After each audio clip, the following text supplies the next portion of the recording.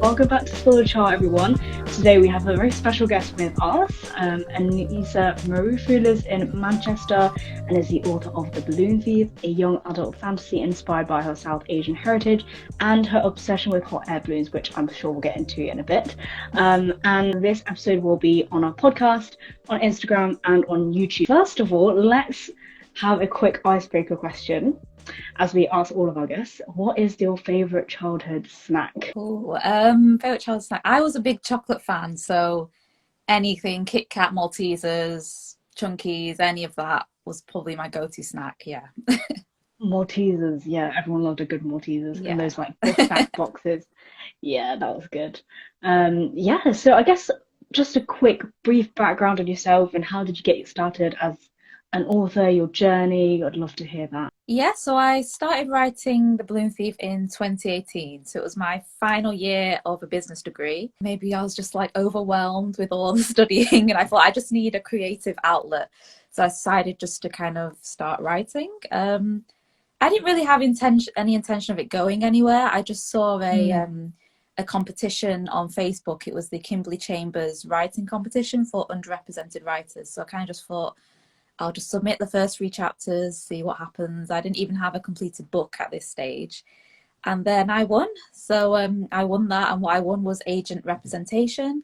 So I went down to London, I met my agent. I kind of quickly panic wrote the remaining book in like 2 weeks. And yeah, I signed with my agent and then it kind of just grew from there. We spent about 2 or 3 years kind of editing and then it literally just published in March, on the 3rd of March. So it's been about 4 years. What would you say was the most like challenging aspect of that? I mean, you were finishing your degree, so that's like a huge, amazing feat. I think it would just be the amount of editing, the amount of works that goes into writing a book that you don't realize. It's not just the book's finished and that's it, pass it over to someone else and then that's it, you're done. It's kind of the kind of countless layers of editing, the rewrites, the constant kind of back and forth that you go with between your editor, and so many pairs of eyes end up looking at this book and scrutinizing each sentence and what did this mean, what did that mean, and even things that you just kind of wrote in a rush and didn't really think about, people kind of question. So it's a lot of kind of, you really have to focus on each sentence that you write and what you're trying to say behind it. So I think that's probably the part that I didn't know and wasn't aware of going into the whole process. Yeah. Yeah, I mean, as like a reader, you take for granted that there's so many hours and 4 years that goes into a book, right? So, I write so many things during the day, half the things I don't remember. So having to think about every single word you write must be quite like a challenge. You read the book so many times that you become sick of it, if that makes sense. I can imagine. I mean, like, how does it feel to know that other people are reading it? I mean, you didn't start it with the intention of it going that way, but during the whole editing process, was it a bit weird thinking like, oh, like people are going to be analysing what I'm saying?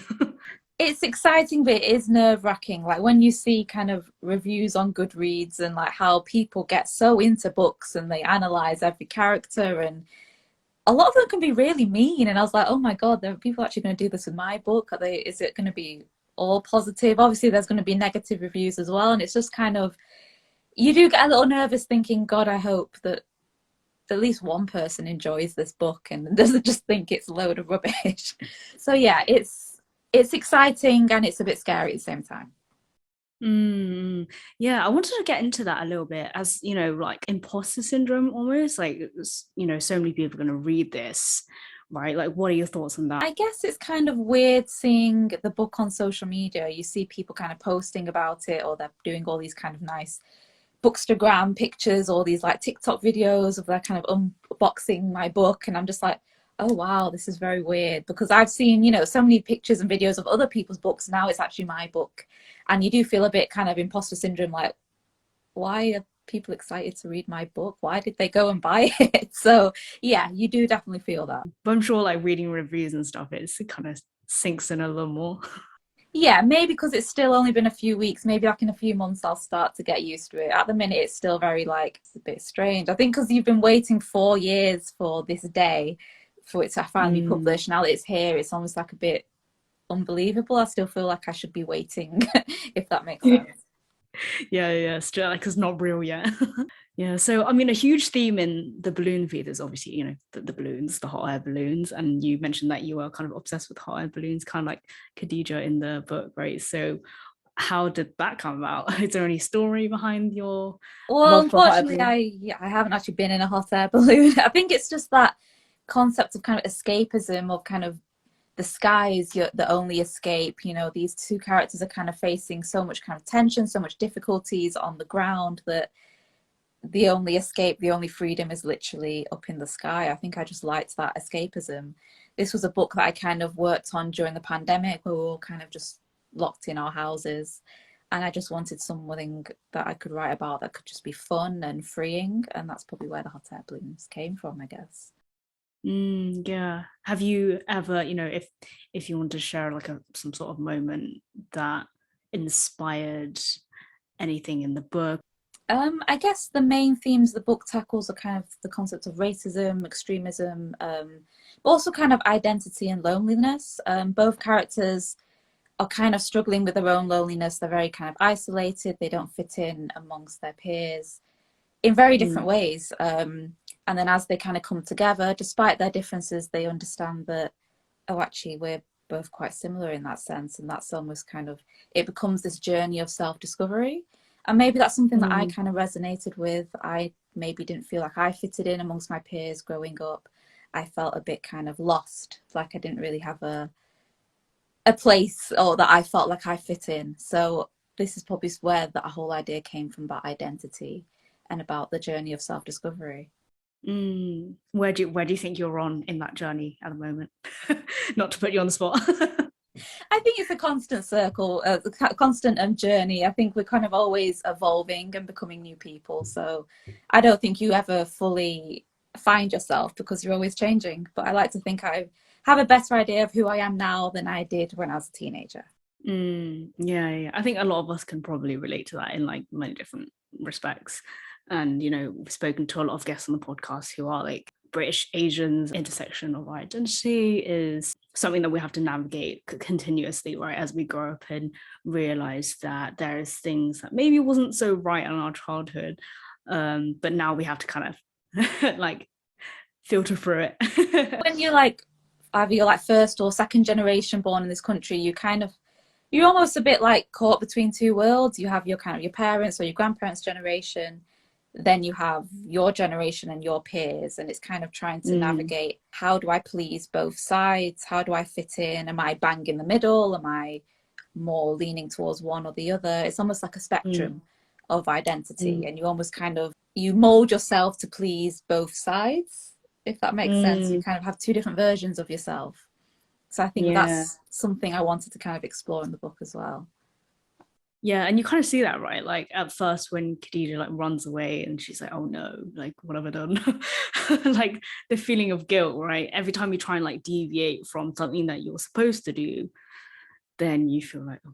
I think growing up, that guilt is almost ingrained in us. Like we always have that kind of voice in our head that said, oh, our parents wouldn't enjoy this, or they wouldn't approve of this, or this goes against our culture, or you always have that kind of guilt or that kind of second guessing in the back of your mind. So then maybe that's something I wanted just to kind of feed through into the book as well. Yeah, I definitely got that when I was reading it. Your own unique experiences definitely like informed that. And have you always grown up in Manchester? I think majority of my family are here, so we've always it's nice that we've grown up all together. So I have lots of cousins, lots of aunties and uncles here, so it's nice that we've got lots of family close by. Yeah, that's quite nice. Apart from the identity and things like that, I thought it was really interesting how at the beginning, when the two main characters, if you haven't read the book or seen anything about it yet, there's Khadija and Jacob, and when they first kind of meet, actually for quite a while they don't really trust each other, right? So I mean, in this kind of day and age, you're like, you shouldn't really trust each other too much, like you don't want to open up too fast. I feel like that kind of resonated with me as well. I'm not sure if you've had that kind of feeling in your own life. I think because they're so different in terms of their upbringing, the lives they've led, and also the way how they've been taught to view the other. So Khadija and Jacob are from two opposing races, and they've kind of grown up with those preconceptions, that kind of prejudice is almost ingrained in them, but they've never actually had a chance to interact with the other race that much. So when they do first meet, it's a lot of, oh, I don't trust them, or I have a lot of anger, or I have a lot of fear inside. And it's kind of, as they learn to kind of get along with each other, it's almost like those preconceptions just kind of melt away.